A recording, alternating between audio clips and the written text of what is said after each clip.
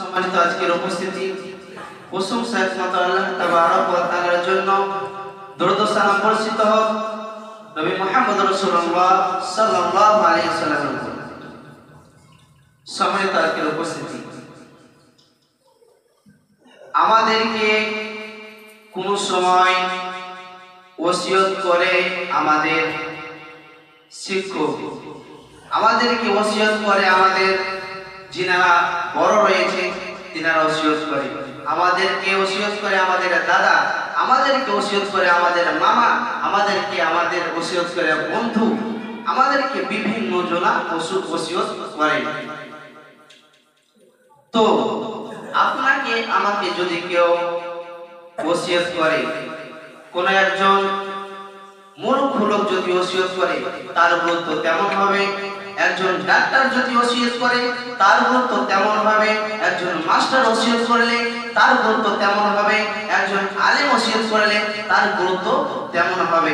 এই ওসিয়তের গুরুত্ব বাড়তে বাড়তে বাড়তে সবথেকে দামি ওসিয়ত হচ্ছে নবী মুহাম্মদ রাসূলুল্লাহ সাল্লাল্লাহু আলাইহি ওয়াসাল্লাম। তো সবথেকে উত্তম দামি ওসিয়ত হচ্ছে নবী মুহাম্মদ সাল্লাল্লাহু আলাইহি ওয়াসাল্লাম। তো আল্লাহ তাবারক ওয়া তাআলার নবী যে ওসিয়ত করেছিল ওই ওসিয়তের চ্যাপ্টার থেকে আমি একটি চ্যাপ্টার তুলে নিয়েছি। আর ওই ওসিয়তের ওই চ্যাপ্টারের ভিতরে 10টা বিশ্বনবী আমাদেরকে ওসিয়ত করেছে। চলে ওই 10খানা ওসিয়ত আমরা জানবো এবং মানার চেষ্টা করব। এই ওসিয়তের হাদিসটা বর্ণনা করেছেন মুআয বিন জাবাল। عن معاذ بن جبل رضي الله تعالى عنه قال أوصاني رسول الله صلى الله عليه وسلم। মুআয বিন জাবাল তিনি বলেন, বিশ্ব নবী আল্লাহর নবী তিনি আমাদেরকে 10খানা ওসিয়ত করেছেন। বিয়াশরি কালিমাতিন তিনি আমাদেরকে 10খানা ওসিয়ত করেছেন। নাম্বার 1, বিশ্বনবী ওসিয়ত করেছে মুআয, লা তুশরিক বিল্লাহি শাইআ, খবরদার তুমি আল্লাহর সাথে অন্য কাউকে শরীক করবে না। ওই কুতিলতা আও হুরিতা, বিশ্বনবী বলছে মুআয খবরদার আল্লাহর সাথে অন্য কাউকে শরীক করবে না। যদিও তোমাকে কেটে কেটে কেটে পিস পিস বানানো হয়, যদিও তোমাকে পুড়িয়ে ছাই বানানো হয়, কত কঠিন এই দুটো শব্দ। বিশ্বনবী বলছে যদিও কেটে কেটে কেটে পিস পিস বানানো হয় এবং পুড়িয়ে ছাই বানানো হয়, তবুও তুমি কেটে কেটে পিস পিস হয়ে যেও, পুড়ে ছাই হয়ে যেও, কিন্তু আল্লাহর সাথে অন্য কাউকে শরীক করবে না। আল্লাহর সাথে অন্য কাউকে তুমি শরীক করবে না।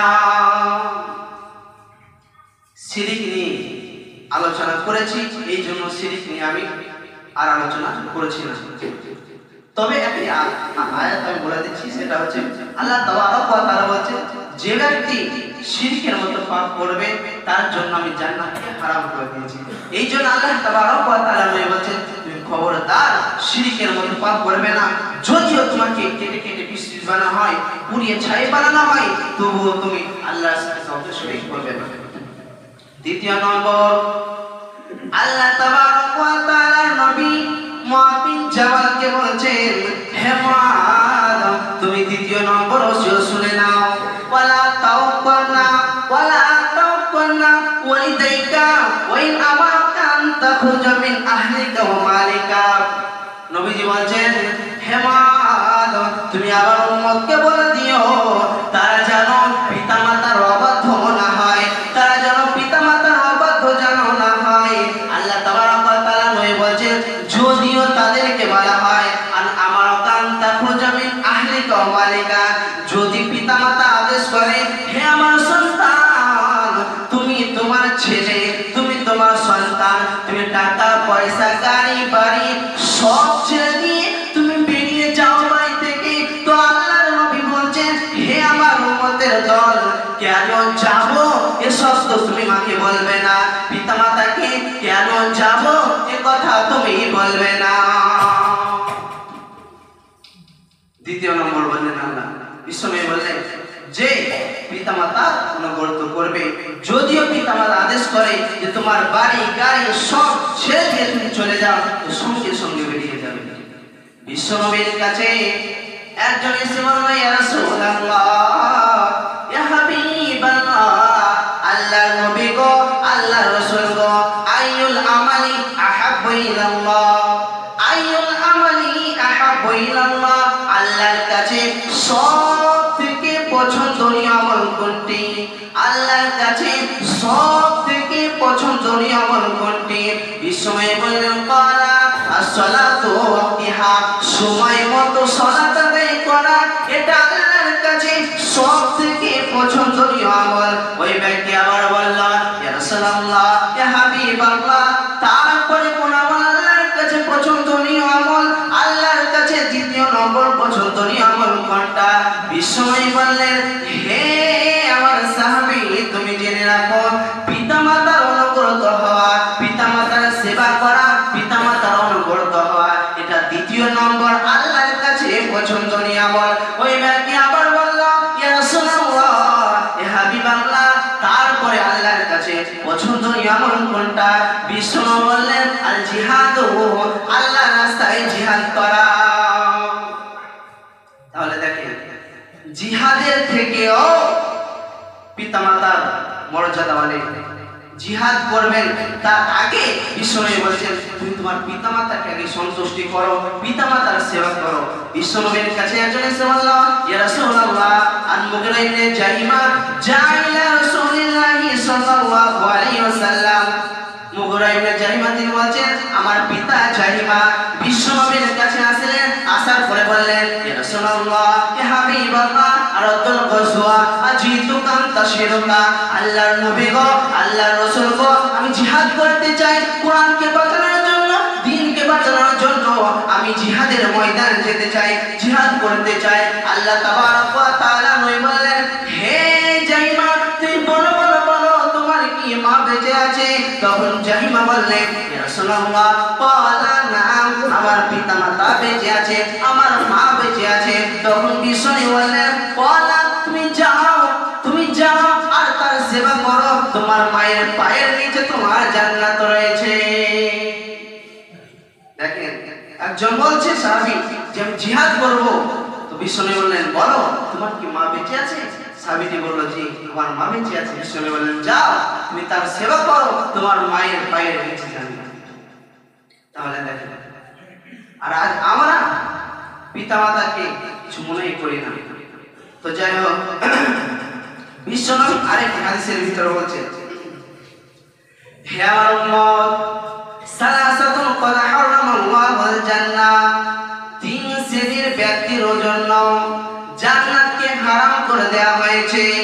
তিন শ্রেণীর ব্যক্তির জন্য জান্নাতকে হারাম করে দেওয়া হয়েছে। আর ওই তিন আপনার কিনা দ্বিতীয় নম্বর বিশ্বনবী বলছেন, আপন যে ব্যক্তি আপনার কিনা পিতামাতার অবাধ্য হবে, ওই পিতামাতার অবাধ্য ব্যক্তির জন্য জান্নাতকে হারাম করে দিয়েছে।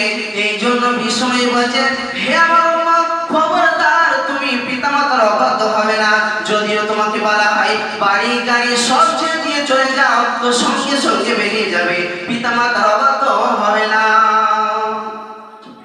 তাহলে বিশ্বনবী দ্বিতীয় নম্বর ওসিয়ত করলেন যে খবরদার পিতামাতার অবাধ্য হবে না। তিন নম্বর বিশ্বনবী বলেছেন, ওয়ালা তাতরুকান্না সালাতান মাকতুবাতান মুতাআম্মিদান, ফাইন্না মান তারাকা সালাতান মাকতুবাতান মুতাআম্মিদান ফাকাদ বারিয়াত মিনহু যিম্মাতুল্লাহ। নবীজি বলেন, ইচ্ছাকৃতভাবে ফরজ সালাত, এক ওয়াক্ত ফরজ সালাত তুমি ছেড়ে দেবে না। ইচ্ছাকৃতভাবে এক ওয়াক্ত ফরজ সালাত ছেড়ে দেবে না। কেননা যদি তুমি ইচ্ছাকৃতভাবে এক ওয়াক্ত ফরজ সালাত ছেড়ে দাও, তাহলে আল্লাহর সাথে তোমার সম্পর্ক কেটে যাবে। তোমার উপরে যে আল্লাহর একটি দায়িত্ব ছিল, ওই দায়িত্বটা উঠে যাবে, ওই দায়িত্ব থাকবে না। তুমি কি খাবে, তুমি কি পড়বে, আল্লাহর দায়িত্ব থাকবে না।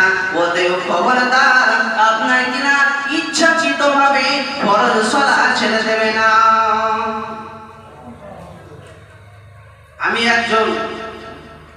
আমি একটা মেয়েকে বিয়ে করলাম, যখনই ওই মেয়েকে আমি বিয়ে করলাম, তার কাপড় চুপড়, তার যা কিছু লাগে আমি সব তাকে দেব। তার যদি অসুখ হয় তাহলে আমারও মনে কষ্ট হয়। কিন্তু ওই মেয়েটির সাথে যদি আমার 3 তালাক, 3 মাসে যদি 3 তালাক হয়ে যায়, তাহলে ওই মেয়েটিকে কিন্তু আমি আর তাকে খেতে দেব না, পোশাক দেব না।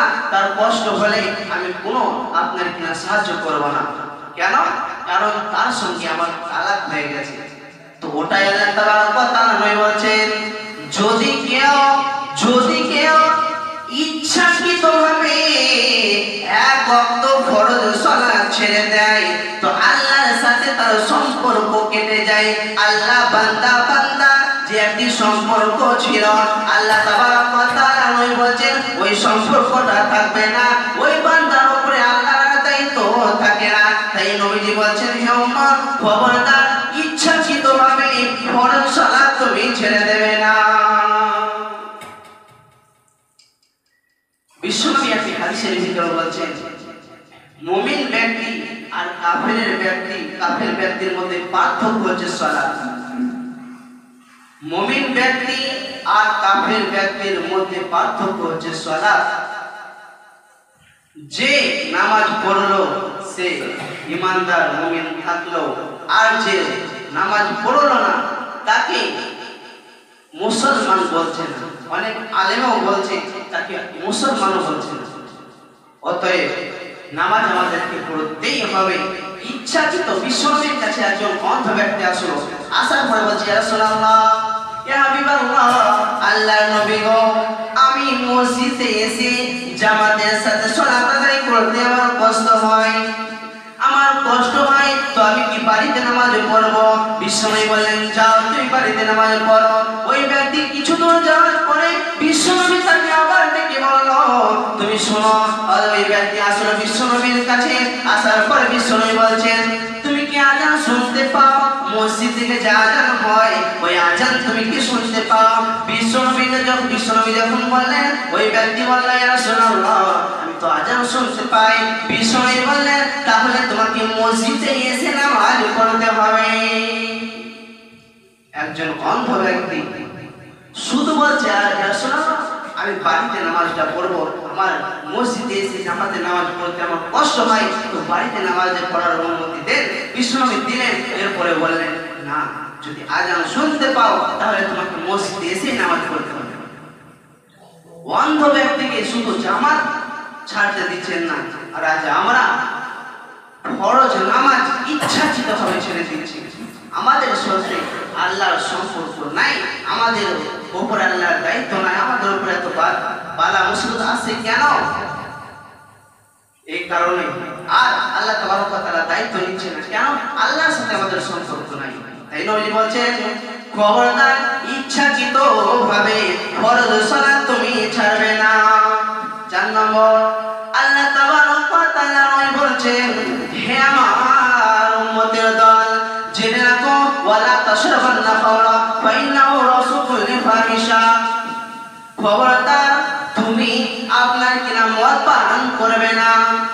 খবরদার তুমি মদ পান করবে না। কেননা মদ এমন একটি জিনিস, যে ব্যক্তি মদ পান করে নিল ওই ব্যক্তির দ্বারাই সমস্ত গুনাহ কাজ হয়ে যাবে।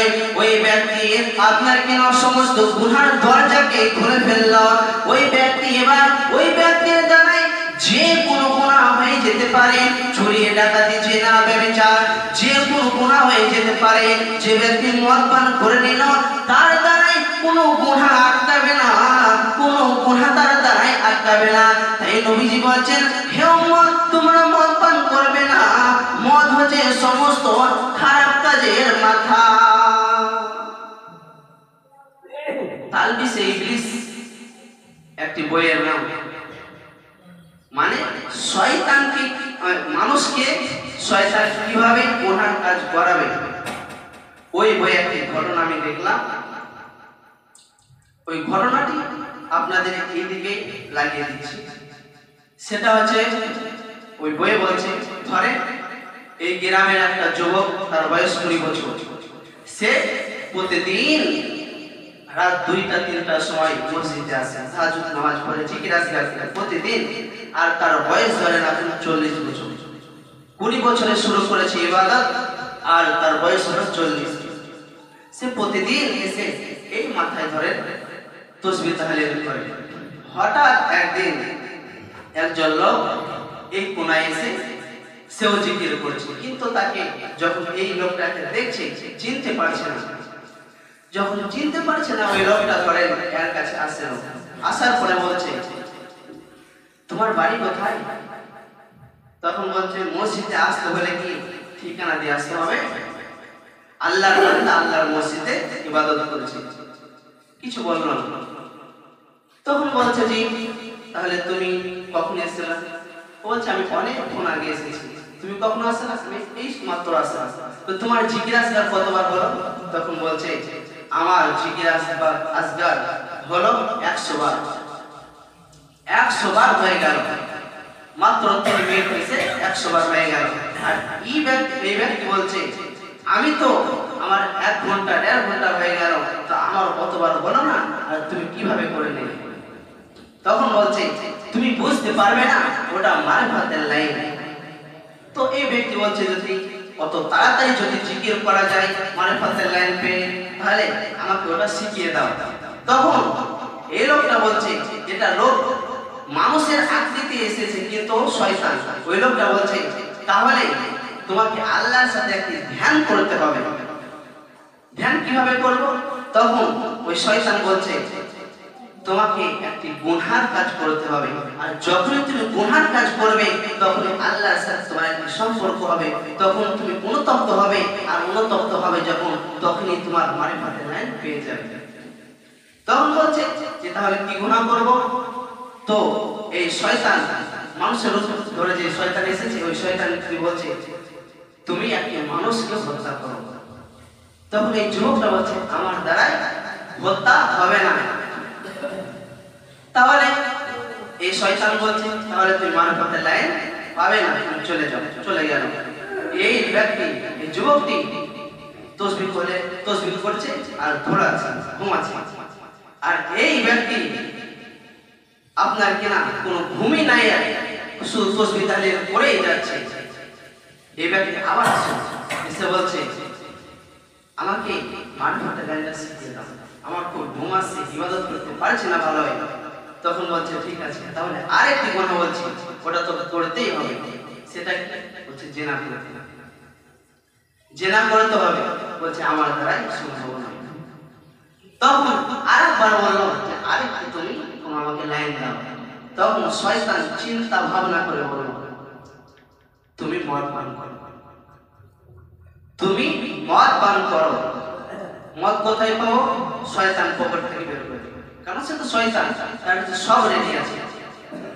মদ যখন দিয়ে দিল, মদটা পান করে নিল এই যুবকটা। আর যখনই মদ পান করে নিল, তার নেশা চলে আসলো। আর ওই শয়তান পাশের বাড়ির ঘরে একটা সুন্দরী যুবতী রয়েছে, আর তার 7 ভাই রয়েছে। ওই মেয়েটিকে মসজিদে আনলেন। কি আনলো? শয়তান মসজিদে আনার পরে তাকে ওই মেয়েটিকে উলঙ্গ করে দিল। আর যখনই উলঙ্গ করে দিল, এই যুবকটা মদ পান করে নিজেকে সামলাতে না পেরে খারাপ কাজ করে নিল। যখনই খারাপ কাজ করে নিল, এবার শয়তান বলছে, তুই কি করলি বল? যদি কেউ জানতে পারে তাহলে তোর ইস্তার নাই, তুই মারা যাবে। তখন বলছে, তাহলে কি করতে হবে? বলছে, একে মেরে দে, এরপরে ওই গাছের নিচে পুঁতে দে, কেউ জানতে পারবে না। মারবো তো পকেট থেকে চাবু বের করে দিল। তাকে মেরে দিয়ে আপনার কিনা কোনো গাছের নিচে পুঁতে দিল। এবার তারপরে এই শয়তান নাই, কোথায়? শয়তান চলে গেল তার 7 ভাইয়ের কাছে। যাওয়ার পর বলছে, রে হতভাগার দলেরা, তোদের বোনকে আপনার কিনা খারাপ কাজ করে গাছের নিচে মেরেছে, পুঁতে দিয়েছে। কে মেরেছে জানিস কি? মেরেছে কে? যে ব্যক্তি আপনার কিনা 20 বছর ধরে মসজিদে ইবাদত করছে, ওই ব্যক্তি মেরেছে। 7 জন ভাই চলে গেল। ওই গাছের নিচে যাওয়ার পরে দেখছে সত্যি আপনার কিনা তার বোন পোতা রয়েছে, মেরে তাকে পুঁতে দিয়েছে। 7 জন ব্যক্তি, 7 জন ভাই তারা মসজিদে এসে দেখছে ওই যুবকটা এক কোনায় রয়েছে, সে ভয়ে কান্না করেছে। আর যখনই দেখে নিল এদেরকে দেখে সে কাঁদতে শুরু করলো আর বলল তুই বল এই 7 জন ব্যক্তি, এই 7 ভাইরা তারা আপনার কিনা তাকে বলল বল কি ব্যাপার, কি করেছি তুই? তখন বলছে আমি কিছু করিনি। যখন 7 জন ভাই তারা একবারই করে দিল, সব সত্যটা বলে দিল, এই ব্যাপারে আমি এইরকম ভাবে কাজ করেছি, আমি করিনি, আমার দ্বারাই কোনো একজন ব্যক্তি আমাকে করিয়ে নিয়েছে। আপনার কিনা 7 জন ভাই তাকে পিটিয়ে শেষ করলো। এই গল্প থেকে, এই উদাহরণ থেকে কি বোঝাতে চাইলেন তিনি বোঝাতে চাইলেন হে বিশ্ববাসীর দল, জেনে রাখো ওই ব্যক্তিকে প্রথমে বলেছিল, ওই শয়তান বলেছিল তুমি একবার হত্যা করো, একজনকে হত্যা করো, ওই ব্যক্তি কিন্তু হত্যা করেনি। বললো জেনা করো, তাও জেনা করেনি। যখনই মদ পান করে নিল, তার দ্বারা হত্যা হলো, জেনাও হলো। তাই নবীজি বলছেন হে উম্মত, যে ব্যক্তি মদ পান করে নিবে তার দ্বারাই সমস্ত গুনাহ কাজ হয়ে যাওয়া সম্ভব। অতএব খবরদার তোমরা মদ পান করবে না, মদ থেকে বেঁচে থাকো। ঘটনা থেকে বুঝলাম আমরা যে প্রথমে ওই ব্যক্তিকে বললো যে তুমি হত্যা করো, সে হত্যা করলো না, জেনা করলো না, কিন্তু যখনই মদ খেয়ে নিল হত্যা করলো, জেনাও করলো। তাই নবীজি বলছেন খবরদার মদ পান করবে না, যে ব্যক্তি মদ পান করবে তার দ্বারা সমস্ত গুনার কাজ হয়ে যাওয়া সম্ভব। এই যুবকটা তো অনেক পরেশগার, 20 বছর ধরে তারা নামাজ পড়ছে, তার মানে খুবই পরেশগার। এর পরেও তার দ্বারাই যখন মদ পান করে নিল তার দ্বারাই হত্যার মতো পাপ হলো, জেনার মতো পাপ হলো। তাই নবীজি বলছেন সাবধান, তোমরা মদ পান করবে না। 5 নম্বর আল্লাহ তাবারক ওয়া তাআলা নবী বলেন হে আমার উম্মতের দল, জেনে রাখো ওয়া ইয়াকা ওয়াল মাসিয়া ফা ইন্না বিল মাসিয়াতি হাল্লা যাকাতুল্লাহ, যে এলাকায় আপনার কিনা গুনাহ কাজ ছড়িয়ে যাবে ওই এলাকায় আল্লাহর আযাব আসবে। 6 নম্বর নবীজি বলেন যে এলাকায় গুনাহ কাজ ছড়িয়ে যাবে ওই এলাকায় আল্লাহর আযাব আসবে। তাহলে আযাব আসবে, অতএব তুমি তোমার আমলকে রেডি করে নাও, ওই গুনার কাজ থেকে তুমি নিজেকে বাঁচাও।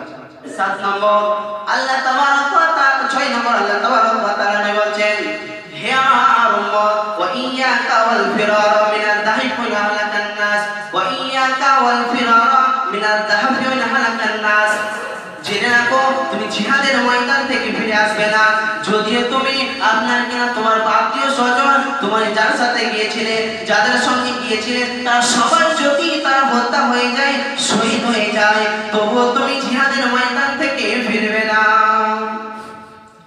6 নম্বর বিষয় বললেন তুমি জিহাদের ময়দান থেকে ফিরবে না। 7 নম্বর আল্লাহ তাবারক ওয়া তাআলা বলেন ওয়া ইযা আসাবান নাস মাউত, হে আমার উম্মত জেনে রাখো যখন কোন এলাকায় মহামারী দেখা দেবে আর ওই জায়গায় যদি তুমি থেকে যাও তাহলে তুমি মহামারীর ভয়ে তুমি ওই জায়গা থেকে পালাবে না। কোন জায়গায় মহামারী দেখা দিয়েছে ওই জায়গা থেকে তুমি পালাবে না, কারণ আপনার কিনা মহামারী তোমার মৃত্যু দেবে না, মৃত্যুর জন্য একটি নির্ধারিত সময় রয়েছে। অতএব মহামারীর ভয়ে তুমি পালাবে না, মৃত্যুর ভয়ে তুমি পালাবে না, মহামারী তোমাকে মৃত্যু দেবে না, অতএব তুমি আপনার কিনা মহামারী দেখতে পেলে সেখান থেকে পালাবে না। 8 নম্বর আল্লাহ তাবারক ওয়া তাআলা বলেন ওয়ানফিক আলা ইয়ালিকা মিন তাওয়ালিক, তুমি যেমন আপনার কিনা উপার্জন করবে, যেমন তোমার আয় ওই রকম তুমি তোমার পিতার উপরে, ওই রকম তুমি সন্তানের উপরে, বিবির উপরে তুমি খরচা করবে, কৃপণ করবে না, কৃপণ আল্লাহ হারাম করেছে, অতএব তুমি কৃপণ হবে না। 9 নম্বর আল্লাহ তাবারক ওয়া তাআলা বলেন ওয়ানফিক আলা ইয়ালিকা মিন তাওয়ালিক ওয়ালা তারফা'ু মাসাতাল আযাবা, আদবের লাঠি তুমি উঠিয়ে নেবে না, পরিবারের উপর থেকে আদবের লাঠি তুমি উঠিয়ে নেবে না। কেন? যখন তোমার মেয়ে, যখন তোমার ছেলে আপনার কিনা কোরআন ও হাদিসের বিরুদ্ধে যাবে তখন তাদেরকে তুমি সাবধানতা করো, একটি লাঠি ঝুলি তুমি রেখে রাখো, যখন ইসলামের বিরুদ্ধে কোরআনের বিরুদ্ধে যখন চলে যাবে তখন তাদেরকে শাসন করো। আর 10 নম্বর বিষয় বলছেন ওয়াহিবহুম ফিল্লাহ, তুমি যেখানেই থাকো আল্লাহর ভয় দিলে রাখো।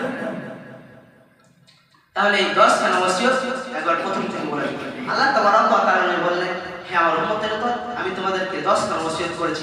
1 নম্বর শিরকের মতো পাপ করবে না, 2 নম্বর পিতামাতার অবাধ্য হবে না, 3 নম্বর আল্লাহ তাবারক ওয়া তাআলা বললেন যে তোমার সালাত ছাড়বে না, 4 নম্বর মদ পান করবে না, 5 নম্বর আল্লাহ তাবারক ওয়া তাআলা বললেন যখন কোনো আপনার কিনা গুনাহ কাজ ছড়িয়ে যাবে তখন তুমি নিজেকে সাবধানতা করে নাও, 6 নম্বর তুমি জিহাদের ময়দান থেকে ফিরবে না, 7 নম্বর আল্লাহ তাবারক ওয়া তাআলা বলেন যখন মহামারী দেবে তখন তুমি সেখান থেকে পালিয়ে যাবে না, 8 নম্বর তোমার যেমন আয় ওই রকম তুমি ব্যয় করবে, 9 নম্বর আদবের ছেলে মেয়ের উপরে পরিবারের উপরে তুমি আদবের লাঠি উঠিয়ে নেবে না, 10 নম্বর আল্লাহর ভয় দিলে রাখবে। আমরা জানো এই 10 খানা ওসিয়ত মেনে পৃথিবীর বুকে চলতে পারি। আল্লাহ তৌফিক দান করুন।